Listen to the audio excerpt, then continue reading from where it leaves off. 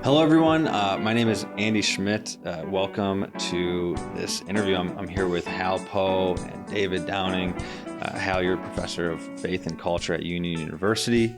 You're the author of Becoming C.S. Lewis, The Making of C.S. Lewis, The Completion of C.S. Lewis. You've written a lot about C.S. Lewis. And David Downing, the co-director of the Wade Center, which is the place that we're at. I guess maybe you should give kind of an introduction to what the Wade Center is before we even get into this conversation. Do you want to tell us about that?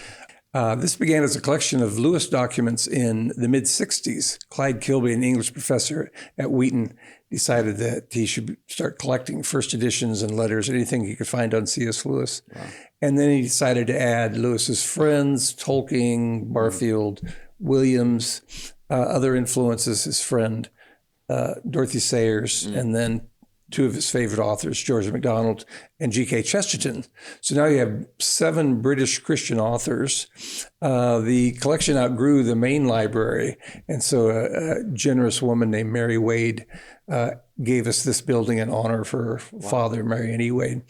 And so it's a collection of first-hand sources of our 7 authors, virtually every second-hand source, dissertations, master's theses, articles. You could easily write a book on one of our authors without ever going online here. Wow. Everything's physically present, including all of Hal's books. I'm sure if you looked in the right places, you would find a good number of Hal's books here at the Wade Center. Yeah, and you wrote a book, Into the Wardrobe, C.S. Lewis and the Chronicles of Narnia. It's been translated to what? 3, 4 Japanese, Italian, Korean, and Polish. Yeah. Wow. So you two know a lot about C.S. Lewis, and that's kind of what we're going to be talking about today. C.S. Lewis, the Chronicles of Narnia, the impact of children's fantasy on children and Christianity. And so I'm excited for this one because when I grew up, my dad would read me and my brothers the Chronicles of Narnia series.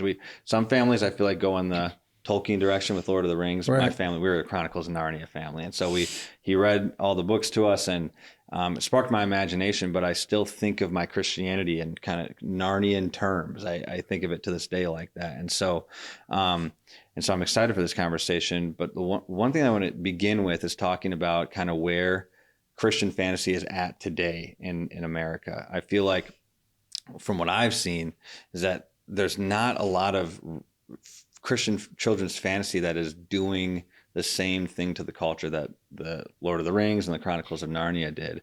I'm wondering kind of why that is, or if you guys even agree with my assessment on that. Maybe we can start with you, David. What do you think about that assessment? And then maybe we can discuss that a little bit further. Well, I think in general, you're correct. Lewis and Tolkien, in some ways, were writing in the golden age of fantasy. Now things have expanded, but they've become very commercialized. So you immediately think, is this a property, a cinematic property?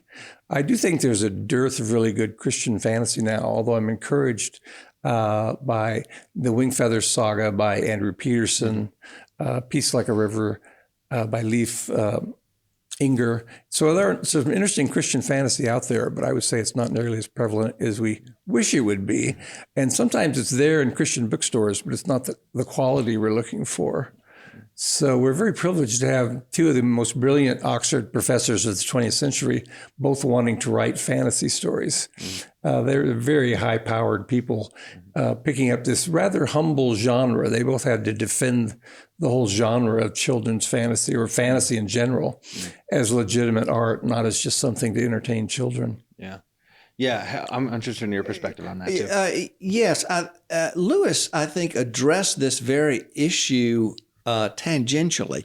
He had a phrase that he used, latent Christianity. He said in an address to some youth ministers at the end of World War II, that what we need is not more little Christian books, but more little books on every subject by Christians with the Christianity latent. But that also includes fiction, not just works on science. Right. And in probably the last interview he did, it was the summer of 1963 for the first issue of a science fiction magazine. And one of his former students, 2 of them actually, came to his rooms in Cambridge to interview him.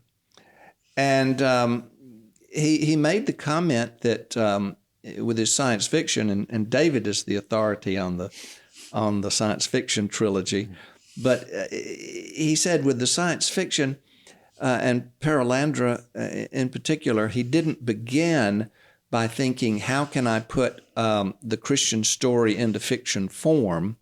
He began with a story, and somebody who's a committed Christian and really understands their faith, knows the scriptures, their point of view is going to come through in how they tell their story. Right. And that I think is the main thing going on with Lewis. He said that the story needs to take precedence. And so if your aim is to try to put Christian symbolism in a fantasy form, then you're starting off saying, what I really want to do is bore children. And, if they've got to figure out what does this symbol represent.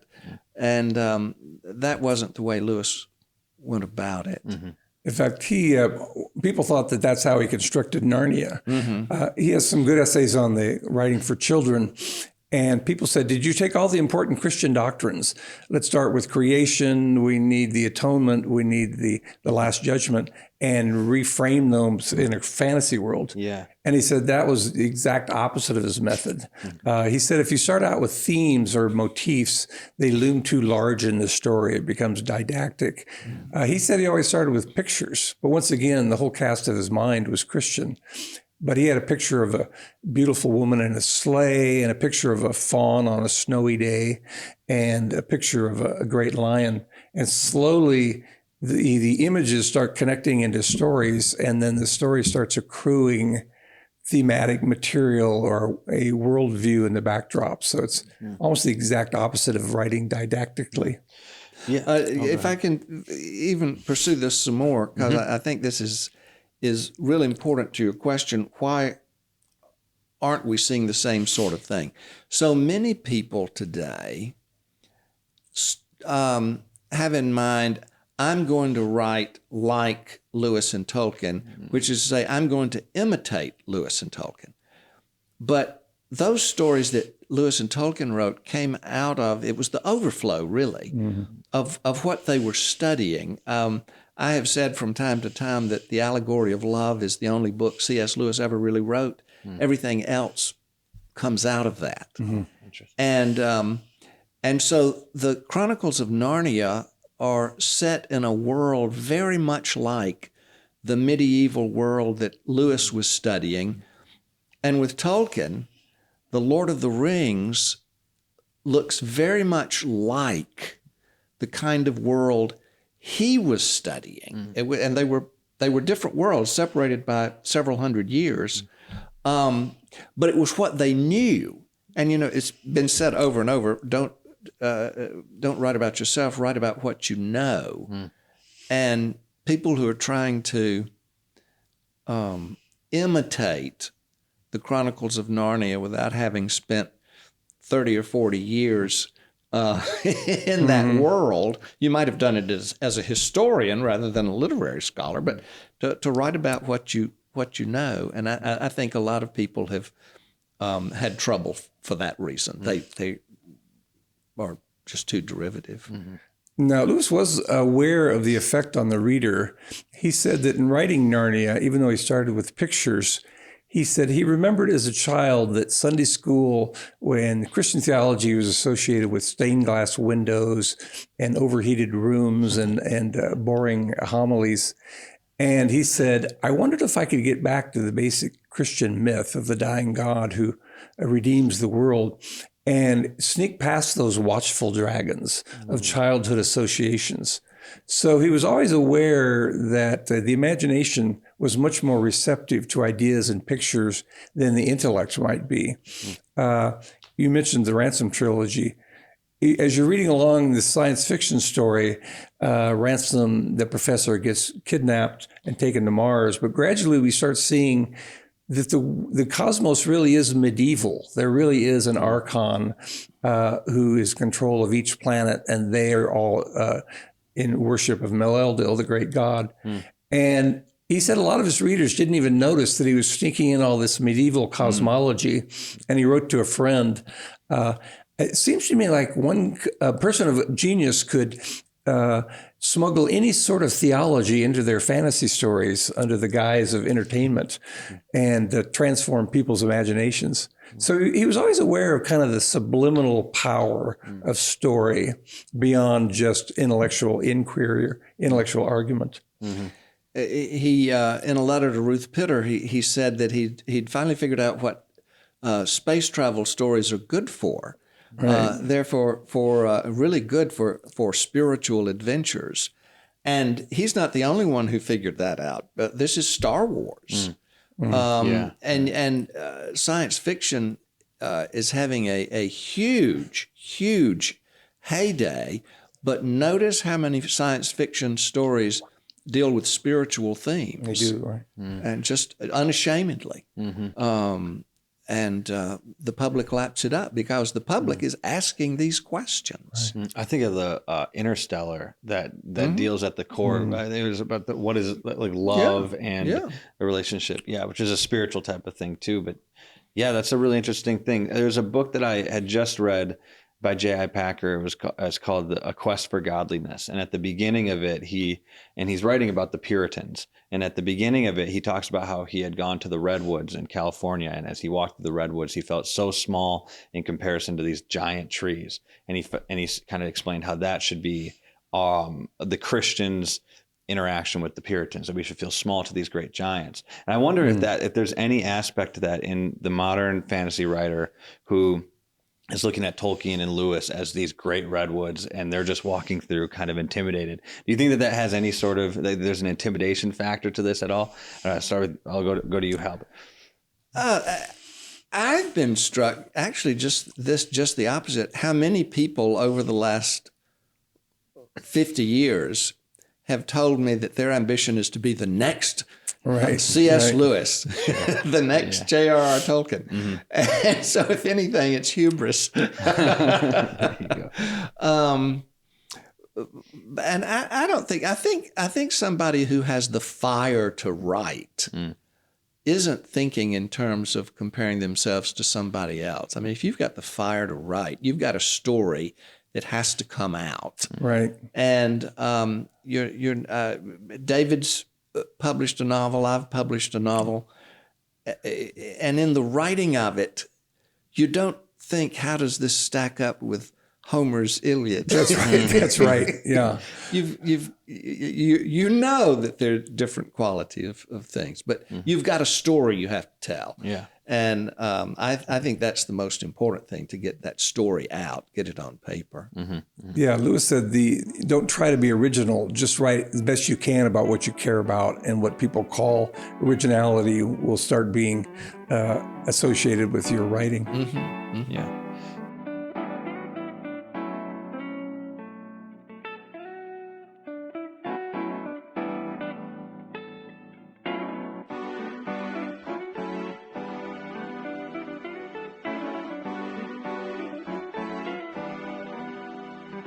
So I want to talk about, obviously I want to talk about the Chronicles of Narnia and Lewis's inspiration for writing these books. You kind of touched on it a little bit, so maybe do you want to expand off that, why Lewis decided to write a children's fantasy series? Well, he actually got the idea when he had children come to stay with his family in Oxford during World War II. They were bombing London, so they sent about 2 million children to outside of the big cities to get away from the bombing. Wow. And he wrote one paragraph on an envelope. Both the Tolkiens and the Lewis household took in refugee children. And Lewis wrote, once there was a family that the children had to leave because of the bombing in London, and their names were Anne and Martin and Rose and Peter. And then he stopped. And for 10 years, that one paragraph just sat on the envelope. I tell people, don't throw away your drafts. You never know when you can go back and redeem that material. So he started out, he only kept Peter. And then 10 years later, he was reading his old Edith Nesbit, who was a writer from his childhood, who was very popular. Yeah. And he told somebody he wanted to try a series in the spirit of Nesbit. But as I said earlier, he was also said he was dreaming of lions, and he had this image ever since he was a teenager of a fawn holding an umbrella on a snowy day with a package under his arm. I've always thought subconsciously Lewis loved classical mythology. He loved England and English weather. He said he liked their winters better than their summers. And he loved getting packages because that usually represented intellectual stimulation. In his letters, he's always writing to his father saying, please send me this book, and I just bought this great edition. So I think subliminally that the germ of Narnia was this fawn with a package on a snowy day. He was combining all the things he loved the most. A lot of it, he's evoking his own childhood. When you read The Magician's Nephew, Diggory, who becomes the professor, is obviously an autobiographical character. But his mother is dying, and he's living in the time of Sherlock Holmes and the Bastables, which is a Edith Nesbit family. So in some ways, he's writing for the children within himself. He wants to imaginally revisit his childhood in Narnia. Yeah, yeah. And when he had that image in his mind of the fawn in the snow, that was the when he was first 16 years old. He had just gone to live with W.D. Kirkpatrick, who was going to tutor him and get him ready for the Oxford entrance exams. It was a dreadful winter, the first winter of World War I. And the snow was just in piles all over that part of England. So he's living with Kirkpatrick. Now, many people refer to Kirkpatrick as the Great Knock, because in Surprised by Joy, Lewis says, well, he was my father's headmaster, and they called him the Great Knock. Lewis and Warnie and their father did not call him the Great Knock. They called him Kirk. And so picking up on the idea of Diggory, and then go from World War I to World War II, and the children staying at the kilns, the professor in the country house that Lewis describes, I think he's describing Kirkpatrick, who he calls Kirk, Diggory Kirk. So all of this is to say that Narnia is built up of bits and pieces of memories and acquaintances and other stories and a little Bible, a little classical Greece, and the more the merrier. Yeah. And Tolkien hated it because he was a purist, and he was he wanted to keep Greek mythology over here and Norse mythology over here. But Lewis wasn't writing for scholars. He was writing for children, and children living in England and Scotland and Wales and Ireland in 1950. Well, 1948, and who had gone through the war. And in our culture, we know Norse mythology and Greek mythology and Santa Claus, and it's all part of a child's mythology. And so Lewis was writing for children, not because of his great acquaintance with children, but because of his great memory of being a child. Yeah. And in some ways, Narnia is his imagination or his consciousness. Tolkien loved the Nordic worldview. All of his characters, dragons and wizards and elves, they all come out of Nordic mythology. And I think that's the way his imagination worked, whereas Lewis was much more syncretistic. And so, Tolkien didn't like the idea that suddenly Father Christmas shows up in Narnia. Tolkien didn't like any allusions to our world. He wanted his secondary world of imagination. He doesn't quote Shakespeare. He doesn't quote the Bible. He doesn't have classical character. He wants you to be in this sub-creation, this secondary world, which doesn't make reference to our primary world. Yeah. As far as I can tell, they only had one lapse when Gandalf has this big fireworks show at the beginning of the story. Tolkien says, and this one firework went zipping by like an express train. And you go, Tollers, I'm not sure. Should we have express trains in Middle Earth? I don't think so. Not even in metaphor. But other than that, he does not make the kind of references. Lewis is very comfortable talking about our primary world. He'll say, you'll see these people like workmen alongside the railroad drinking tea out of their tins in the afternoon. And first of all, I've never seen workmen by the railroad drinking their tea out of tins. But he loved the analogy. I mean, he loved to mix our world with the fictional world, the world of fantasy and imagination, whereas Tolkien really wanted to keep that secondary world separate from our world. Mm-hmm.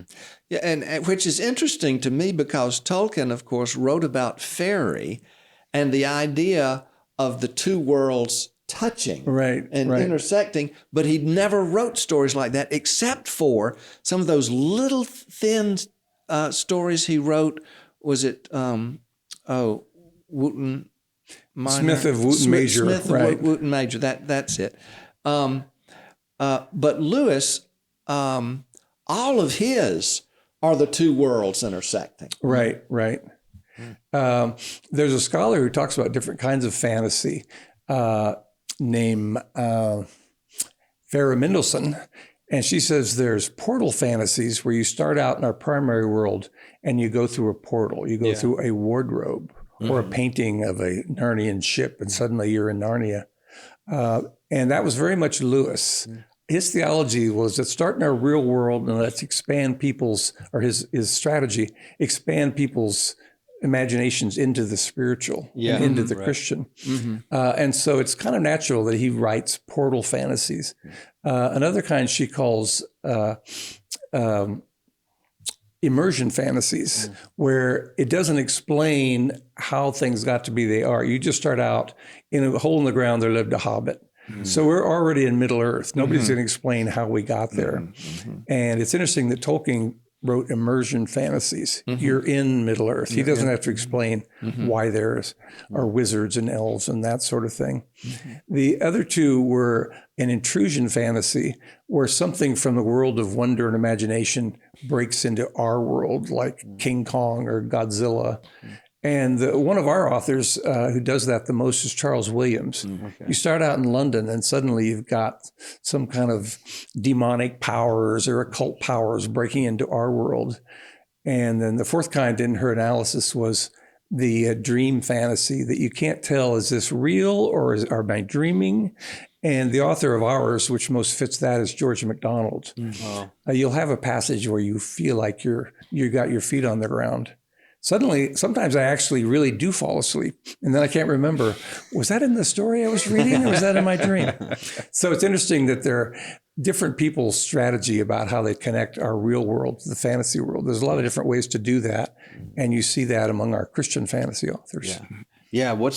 So where did the inspiration for the wardrobe come? Because I wonder, because as a kid, every kid that I know that grew up in the church read the Chronicles of Narnia. After you read it, you're kind of like looking around the house, seeing if there's any worlds in the cabinets or anything like that. Where did that inspiration come from for Lewis? Well, there's different versions. Go ahead, Hal. Well, at this point, I think we have to speculate. There are a lot of different speculations that, the very idea of going inside, what the wardrobe, what Lucy does, is a normal thing for children to do when they're playing hide and go seek. I mean, rainy Saturdays were wonderful in the house I grew up in. It was a 2-story house with a full attic and a full basement. Wow. And there were lots of closets.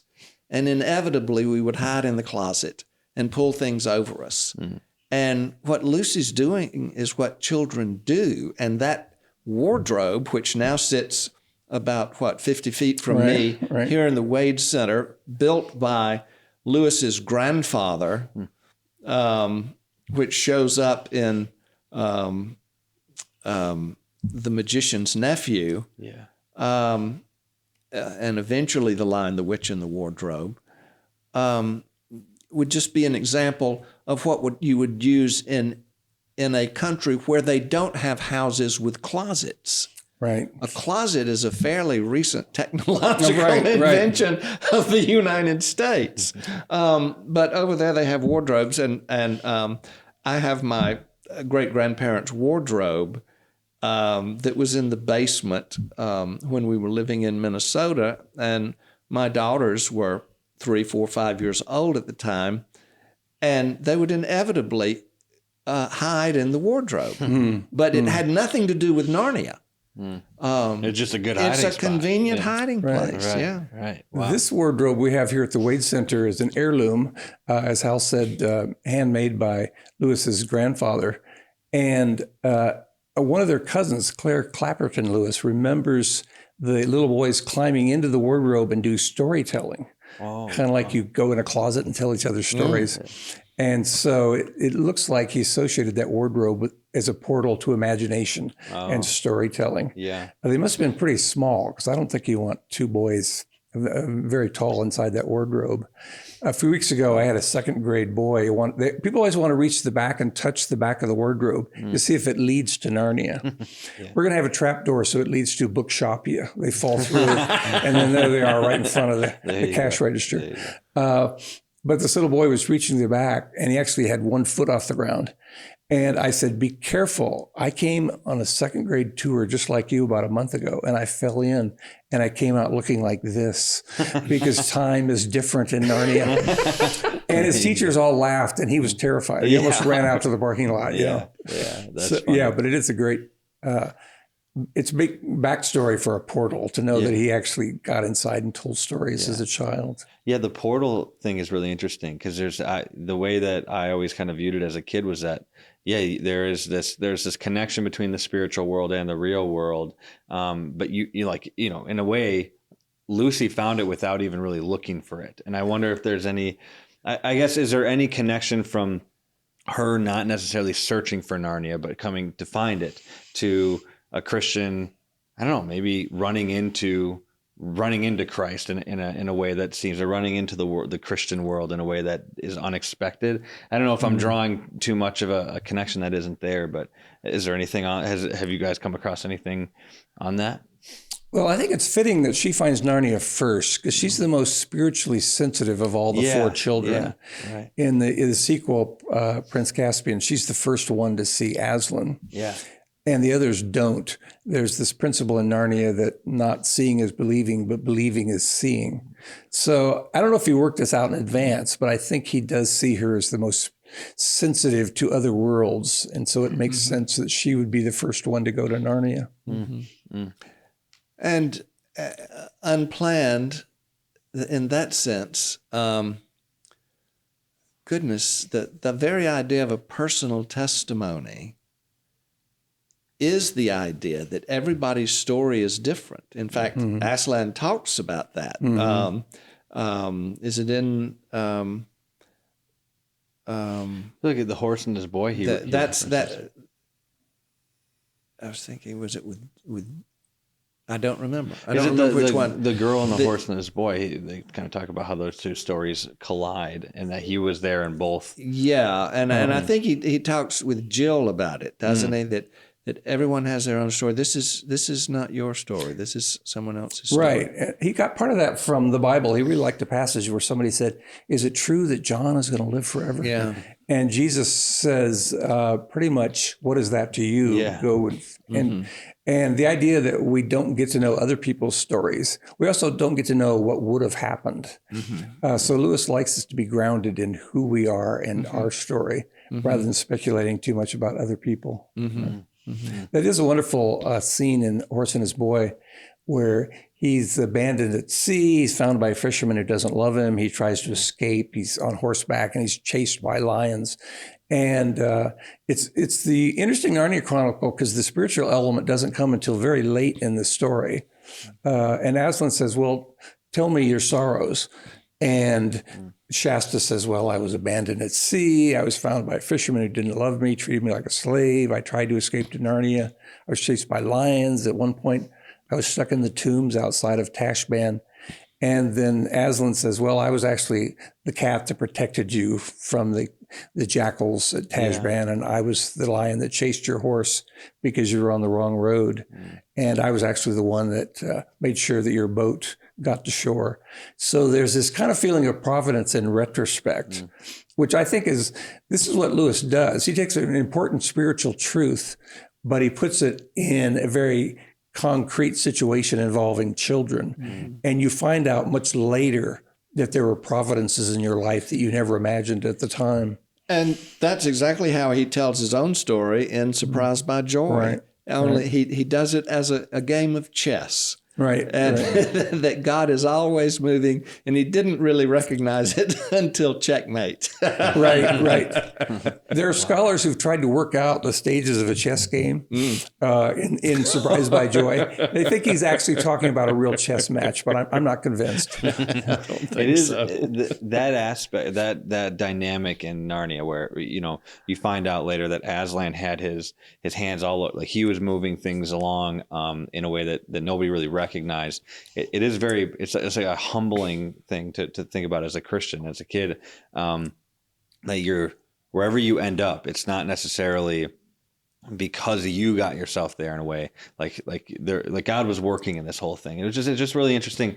It was something that I had just finished reading, The Horse and His Boy, and that was probably the one book out of all 7 of them growing up that I least cared about. And now I read it now as a 24-year-old. I'm like, got to that point where he's explaining, as I was explaining, I was there when you were a child, and I got your boat safely ashore, and I was like, wow, that's really impactful. There's so much depth to that. So super cool.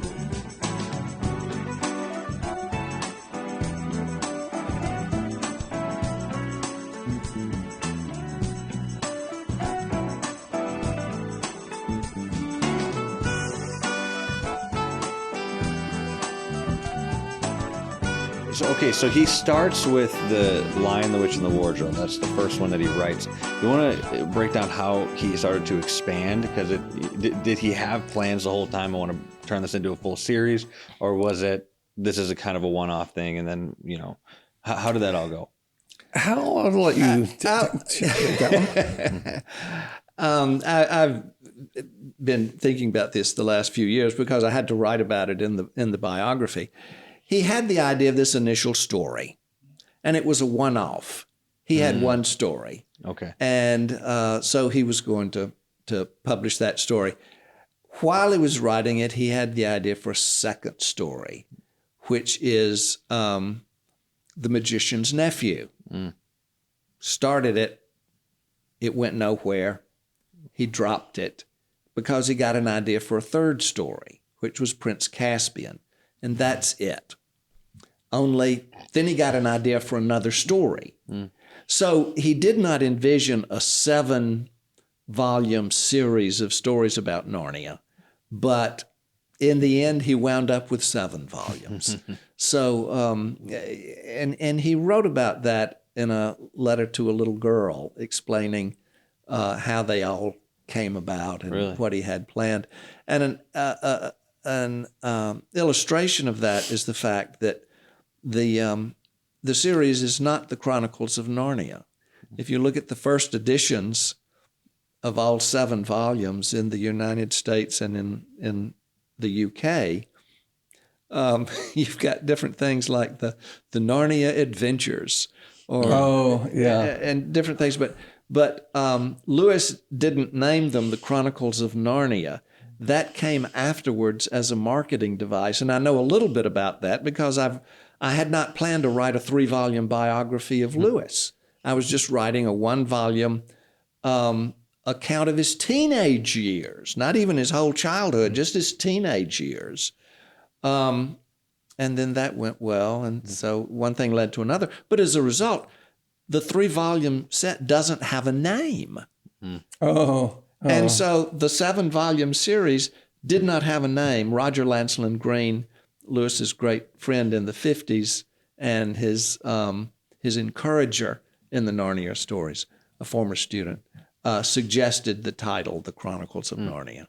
Wow. So we need to come up with a name. Like we start calling these the Lewis Saga. What do you want? The publisher Crossway is calling it Becoming C.S. Lewis. So The whole naming the series. series for the first volume. Oh, but, really? But yeah, and That's a good- I like it's okay. So that would be one reason why they are not in the Lewis Chronicles are not in chronological order. Yeah. No, They're that makes in sense. the order in which he came up with the ideas. Yeah. So my feeling is he was strongly thinking trilogy, because at the end of Voyage of the Dawn Treader, the Christianity gets very explicit. The lion becomes a lamb, and he's cooking breakfast on the shoreline There's your like Jesus John did. chapter Exactly. 21 again. Exactly. So I have a feeling, and then Lucy says, "Well, it's not Narnia. It's you, Aslan. We don't want to leave you." And Aslan says, "Well, I'm in your world by another name. You can look for me in your own world." Yeah. That's very explicitly Christian, and this is not pure fantasy. There's actually spiritual realities here, which you'll find in your own world. But I think later on, he realized that wasn't going to be the wrap-up story. Yeah. A little girl wrote to him and says, "Well, what's Aslan's name in our world?" And rather than just saying, "Well, I was going for Jesus Christ," he says, "Well, who can you think of in your world that came about Christmas time and died for someone else's fault?" And then, and he lays out all these clues, but he never tells her. He wants her to think about who might be the Aslan of our world. Yeah. Wow. Yeah. I mean, as I think through all 7 books, there's a lot of different themes and stories.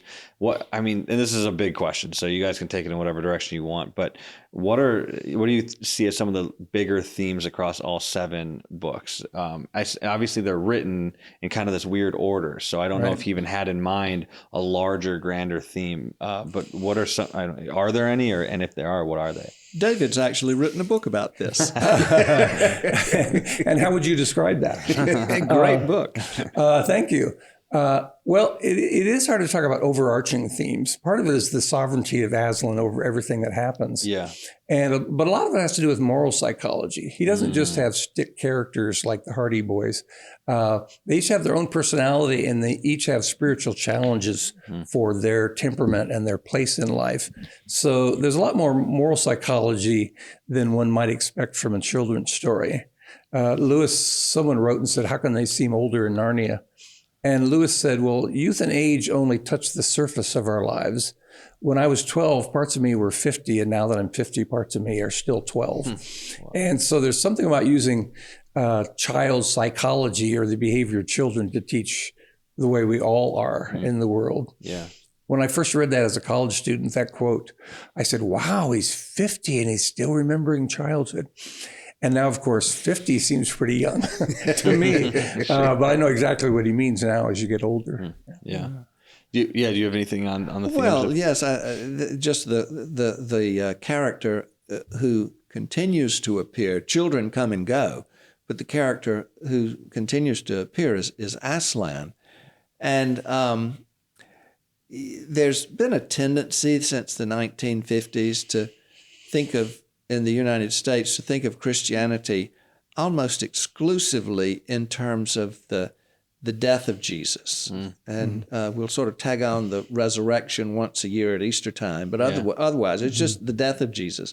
But Lewis was with his emphasis on mere Christianity and the ancient creeds of the church. What is it that we believe? Yeah. And how is God, in fact, active in our lives? He'd been wrestling with philosophers of science the previous decade over the idea of God actually being involved in a universe that is also governed by physical laws. And how's that possible? So it's not just that Christ died for us, but the ever-present reality of Christ in the world. Yeah. And so you've got different aspects of Christianity in different ones of the books. Some after the biblical period, like apostasy and Reformation. He talks about that sort of thing. We would say spiritual awakening, revivals, that sort of thing. So it's a thoroughly Christian story without being systematic theology. Yeah. And it is more pastoral theology than philosophical theology. It's the story and his concept of the faith being a great story. It is interesting that he spends the first two books getting to the death and resurrection of Aslan, but then the rest of the series is after that. And like Aslan comes to life, and then you have all of the rest of what happens in Narnia. Whereas a lot of Christian, like I can think what you were trying kind of saying earlier was a lot of Christians are focusing primarily on the death and resurrection of Christ, which is great. There's nothing wrong with that. So you've got major doctrines, the atonement in the first book, creation in The Magician's Nephew, the second coming and last judgment in the final battle. But Lewis he took these Christian doctrines, but he kind of Lewisified them. Exactly. And so you got an imaginative supposal. He didn't like the word allegory. Yeah. You mentioned the last battle. Now, traditionally, judgment, you have the sheep and the goats, or you have those who are condemned and those who are redeemed. The way Lewis frames it, they're all coming before Aslan at the end of the story. They're in the New Narnia. And those who look into his face with love and affection, they go one direction. And those who confront him with a sense of horror and estrangement go in another direction. And theologically, he's implying it's kind of the opposite of Calvinism. The day of judgment is really a day of acknowledging who you are and your relationship to God. Yeah. And so he sneaks in some of Lewisian theology into these Narnian stories. Yeah, the last judgment is not a trial. Right. And so they're following the path they've laid out. Right. Yeah. Interesting. In The Great Divorce, Lewis has George MacDonald say, in the end, there are two kinds of people, those who say to God, thy will be done, and those to whom God says, well, thy will be done. So he always stressed the importance of personal choice and the reality of free will over some sort of predestination scheme. Well, then I gotta ask, because I think this kind of ties into what you're saying. Susan, the kind of that why? Okay, so who is Susan, or maybe what is Susan inspired from? So what inspired that character? Because Susan is a very logical, very reasonable character who ends up falling away from the belief of Narnia and then gets focused in on the things of the world, beauty and whatnot. I guess what inspired that? She's someone we've all met. Yeah. I mean, in the United States, you graduate from high school and you graduate from church. Yeah, right. You don't have to look very far for Susan.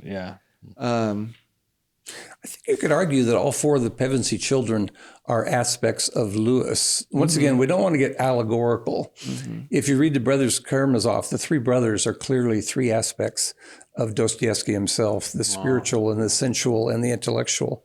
And I think you could argue that Peter is Lewis trying to be the best he can, whereas Edmund is that selfish, self-centered, spiteful side. Lewis as he is. Yeah. And Lucy is the spiritual sensitivity. She really loves and seeks him out. She sees him first. Whereas he saw Susan as partly entering into that early adolescence. And people make a big deal out of she liked lipstick, but he criticizes himself in Surprised by Joy in his what we would call junior high years, early teens. He said, I became a fop and a cad and a snob. And that doesn't involve lipstick and it doesn't involve women. It's just a stage of life that you just become shallow for a while until you learn to reconnect with your childhood. So I think she's that side of us all that wants to be cool. I read an article yesterday about little girls wanting to wear fingernail polish, and they get these creams they see on TV for exfoliating your skin, and they're 8 years old. So I think she represents that kind of side of person who's seduced by the world and worldly glamour. Yeah, a 4-year-old plays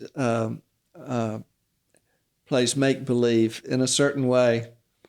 A 16-year-old plays make-believe, as does a 24-year-old, all in different ways. When I came across that as a kid, I remember just being shocked. I was so sad that not everybody was going to make it. Not everybody Right. was going to enter Aslan's Land.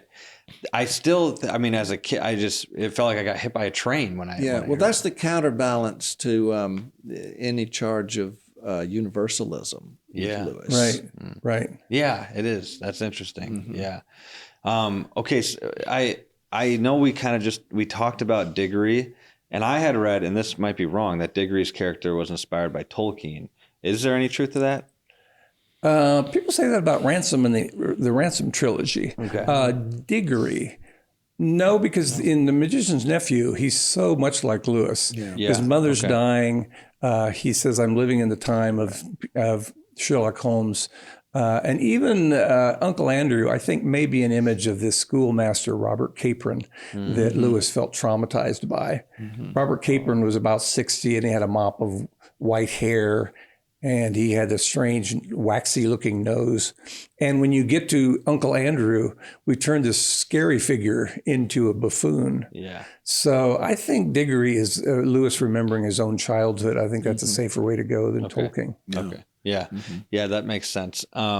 So I kind of want to talk about how these books relate to what was the cultural effect of these books. So let's start maybe with The Lion, the Witch, and the Wardrobe. When that came out, was it a huge boom? Did everybody kind of love that book, or what was the cultural effect that it had right away? I'm not even sure I've ever looked into that.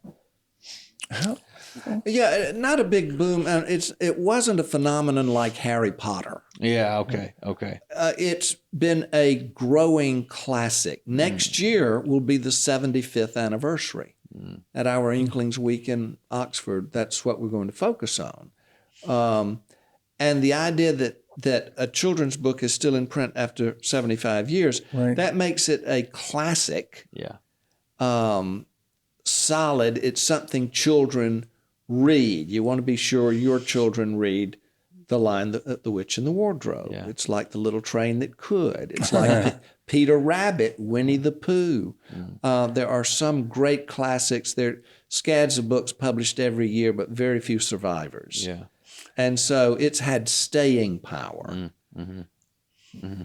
Yeah, the Oxford History of Children's Literature called the Narnia Chronicles the most sustained creative achievement in children's literature of the 20th century.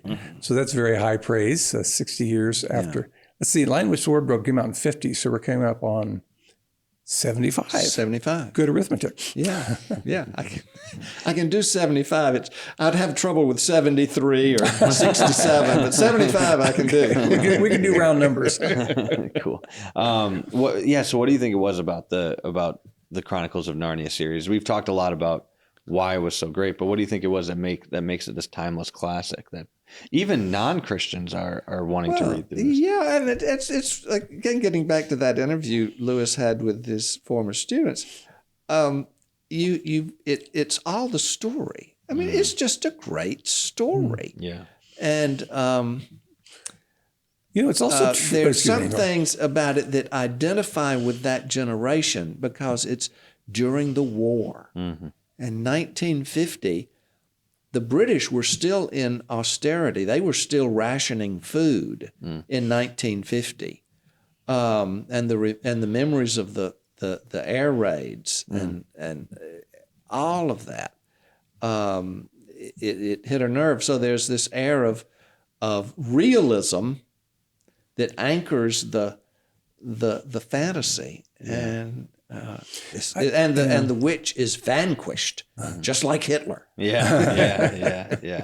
I think another appeal of both Lewis and Tolkien is they know how to portray good characters.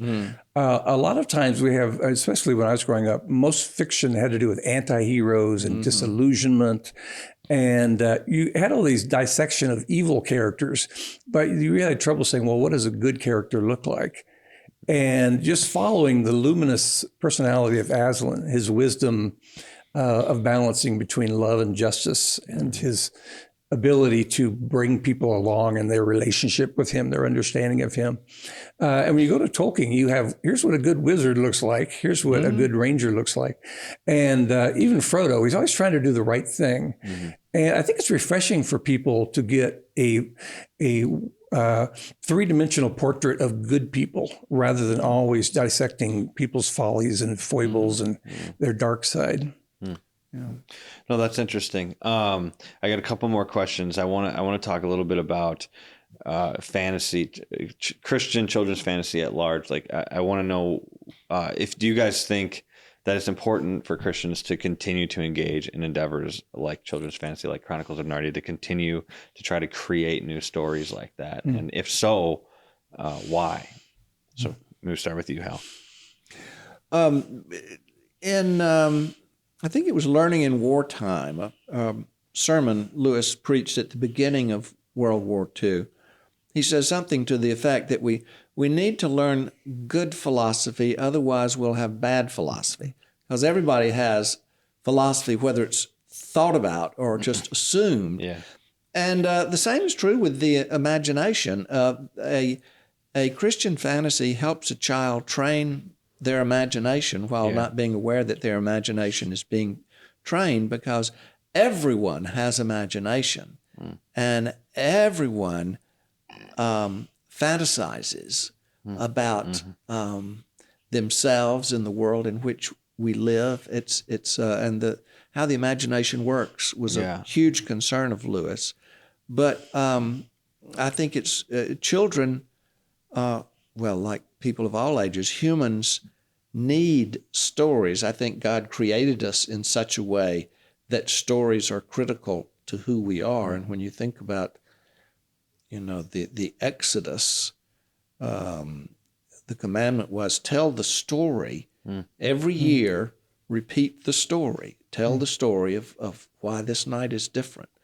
And so stories in general are critical, but I think the fantasy story, especially so for children, to give a sense of proper understanding of the world and right and wrong, and it's a training ground. Yeah. Right. Yeah.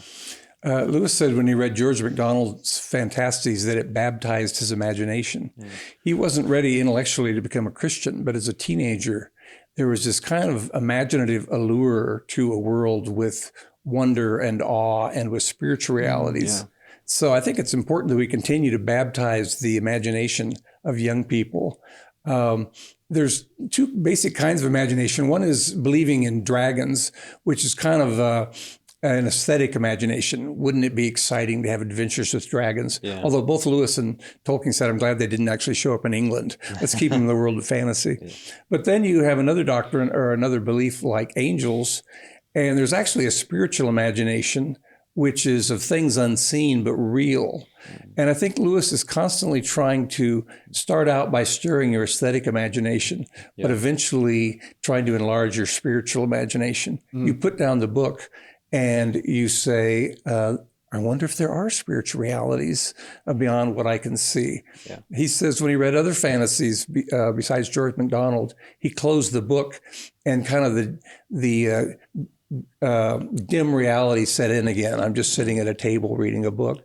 But he said, when I read George MacDonald, a bright shadow came out of the page into the real world. And Lewis likes to do that for us. He likes us to think about Eldils in Out of the Silent Planet. They're these footsteps of light and this dance of sunlight. And you can always sort of sense their presence, but you can't ever look at them.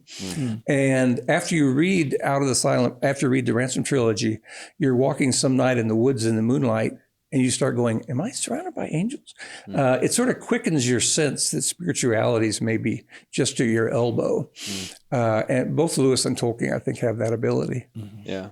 Well, and one other thing that both Lewis and Tolkien had is, I think they both engage in this relationship between the intellectualism and the creative mind, the imagination. And I think it's I don't know. Maybe you guys haven't seen this as much as I have, but I've seen in my lifetime that it feels like people like to put those in their two different categories. You have the intellectuals over here and the creatives over here, and they don't often cross paths. And and Lewis and Tolkien and guys like Chesterton, they were the combination of both of those things.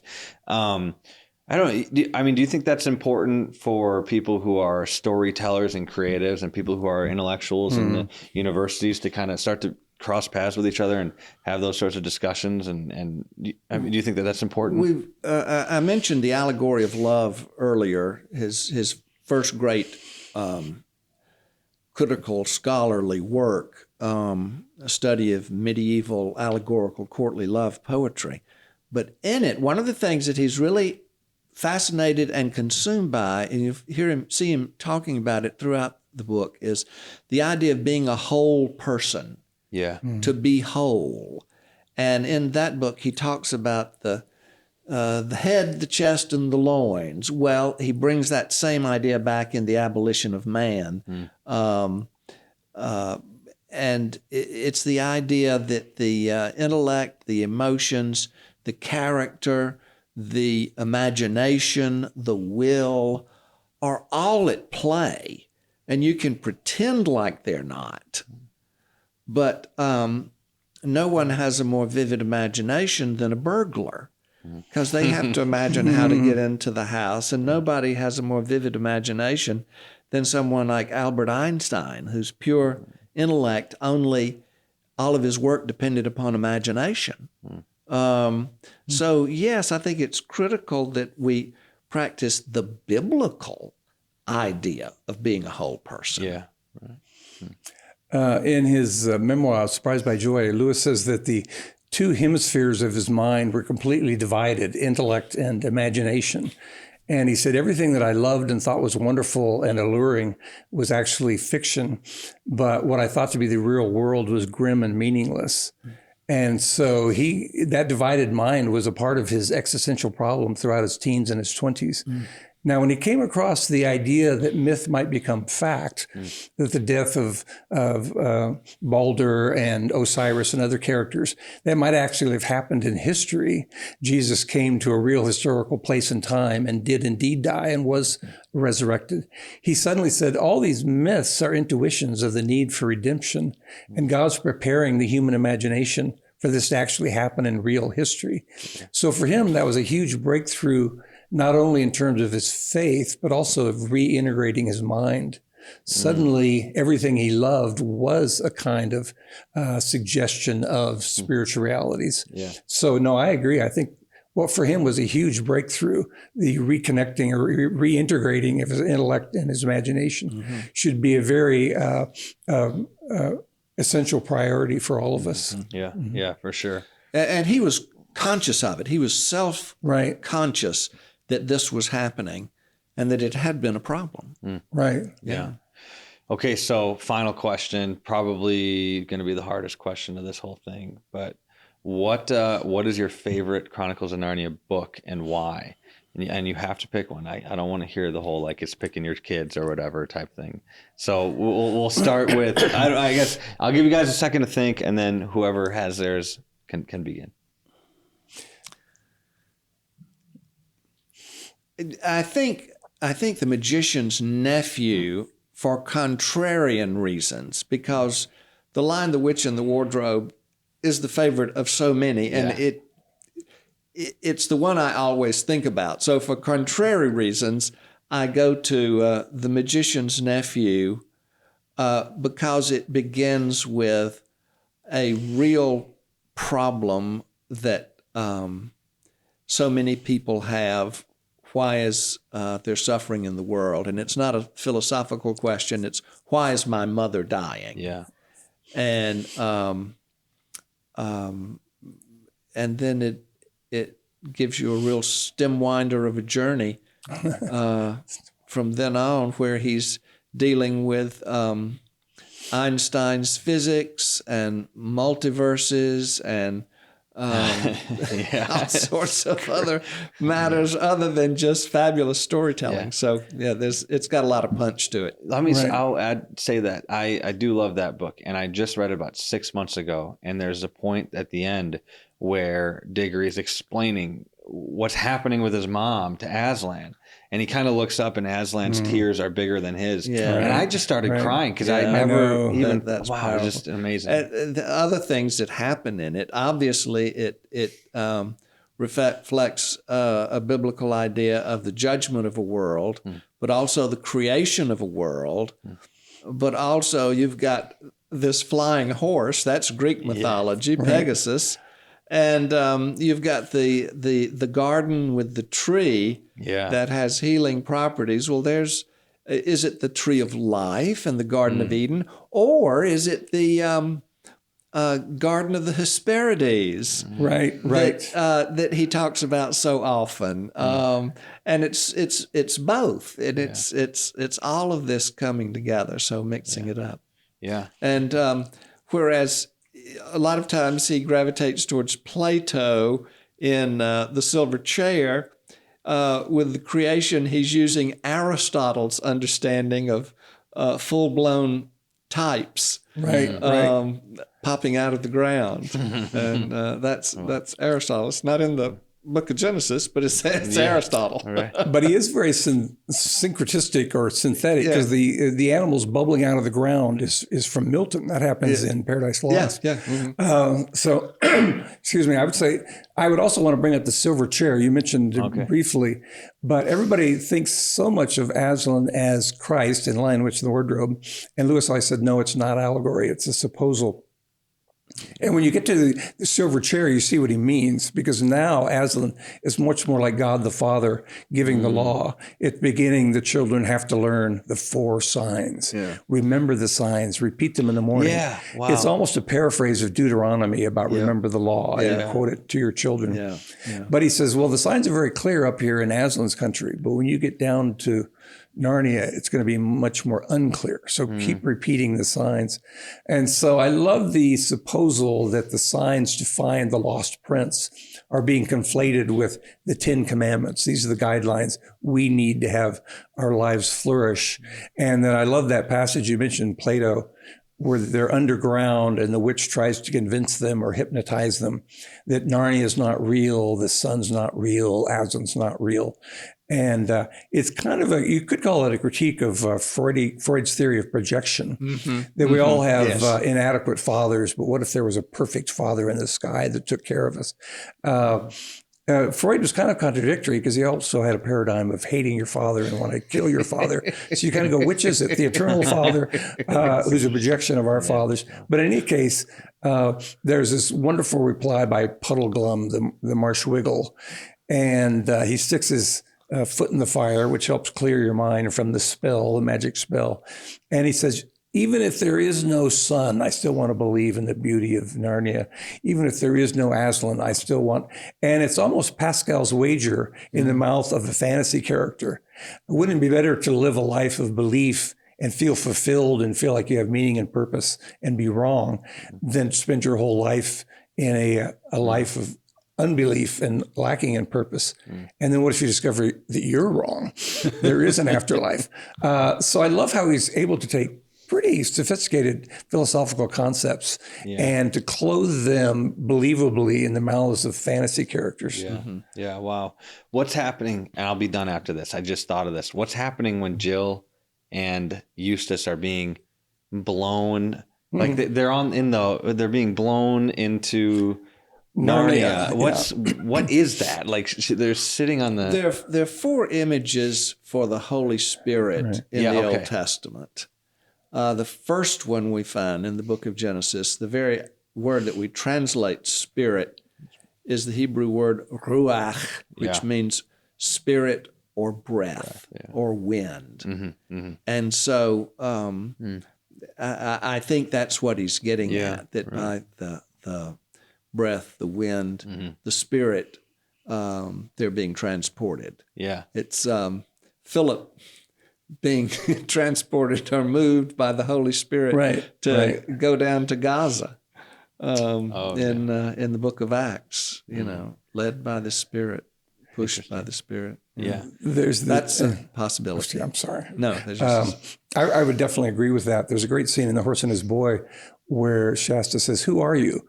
And he gets 3 answers that say, "I am," in I can't remember the exact wording, but a very authoritative, sovereign voice. And then "I am," in this kind of loving, redemptive voice, and then I am in kind of a whisper. So even in this little incident, he's going to go ahead and remind us of the Trinity, the three persons of the Trinity. Yeah, interesting. Okay, yeah. I mean, we'll end it now. I could keep asking questions about Narnia. It's so amazing, but I do appreciate you guys taking time to do this and to talk about C.S. Lewis and Narnia and the importance of fantasy. I think it's I've loved talking to you guys, even for the short amount of time that we have talked today. So you have your book, what's it called again? Into the Wardrobe. Into the Wardrobe in English. The Polish translation I couldn't read, and I met a Polish gentleman who looked at it and said, "Why does it say exploring the cabinet?" And I said, "No, it's into the wardrobe." He says, "Well, that's not what it means in Polish." So Into the Wardrobe is the title in English. People are like, what does this have to do with Narnia? Exactly, they do. Oh, man. Okay, and then you've written a bunch on your C.S. Lewis books. What are they all called? The Becoming C.S. Lewis, The Making of C.S. Lewis, and The Completion of C.S. Lewis. Yes. The biography. Awesome. So people should check those out, right? One of my favorite books by Hal is a book on the Inklings, illustrated with beautiful color photographs of Oxford and other places. But he wrote the text, and it's very insightful and readable text, just to give an overview of that whole group. Yeah. Wow. Good job, Hal. Well, thank you. I appreciate that. Yeah. Cool.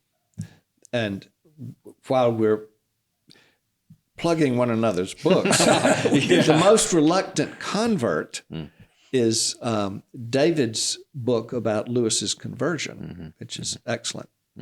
I was doing a radio interview, and they said, "This is David Downing, the author of The Most Reluctant Convict." I said, "I'm going to go with that. That would probably sell more books, you know." Right. The jailhouse years of C.S. Lewis. Yeah. Okay, that's great. I didn't know how long you guys were going to go back and forth on that. I thought you were going to say, "Oh, well, you have to read Hal's." But anyways, We can do it all afternoon. Turn this into a mutual admiration society. Yeah, part 2 of this podcast is just back and forth. No, anyway, thanks for doing this, guys, and thank you to all of you who are listening.